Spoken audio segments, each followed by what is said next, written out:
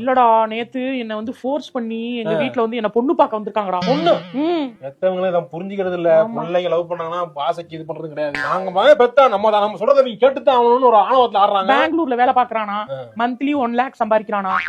1 lakh சம்பாதிக்கணும்னா என்ன வாங்க முடியாதா சம்பளம்? கனடாவுக்கு போனா 5 லட்சம் ரூபாய் வருமா. கல்யாணம் பண்ணா அவன் வந்து கனடாக்கு ஒய்ஃபோட கூட்டு போயிடலான்ற மாதிரி அவன் பேசிட்டு இருக்கானா. அங்க போனா 5 லட்சம். அங்க வந்து 24 டிகிரி தான் செல்சியஸ் டொரண்டோல, கனடா. பிடிக்கலன்னு சொல்லிட்டுல பிடிக்கல சொல்லுவேன். இனிமே தான் உடனே சொன்னா வீட்டுல பிரச்சனை சொல்ல வேண்டியதானே. பிடிக்கலன்னு சொல்ல இப்படி கோவப்படுவா நான் சொல்லவே இல்ல. இதனாலதான் உங்ககிட்ட எதுவுமே நான் ஷேர் பண்றது. நான் கோவப்படல. என்ன பிடிக்கல இல்லடா. அது காஃபி கொடுக்க சொன்னப்ப கூட நான் அப்படியே மூஞ்ச சிரிக்காம தான் கொடுத்தேன். அதனால அப்ப அவங்களுக்கே தெரிஞ்சிருக்கும்ல. பிடிச்சிச்சுன்னா அவ சிரிச்சிட்டே கொடுப்பா. அதாமா தெரியும். இப்பெல்லாம் ஒன்னும் புரிய மாட்டேங்குதுமா.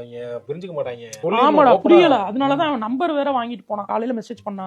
ஆமா நீ ஏன்டா கோவப்படுற? நான் தான் கோவப்படல. நான் இது சொல்லிருவேன் அவன்கிட்ட. அவன்கிட்ட எல்லாம் வந்து நான் அதை சொன்னா கூட உங்களுக்கு பாஸ்ட் இருந்தா கூட நான் வந்து அதை நான் ஓகே அக்செப்ட் பண்ணிக்கிறேன் மாதிரி சொல்றான். ஆனா நீ என்னடா இப்படி இருக்க?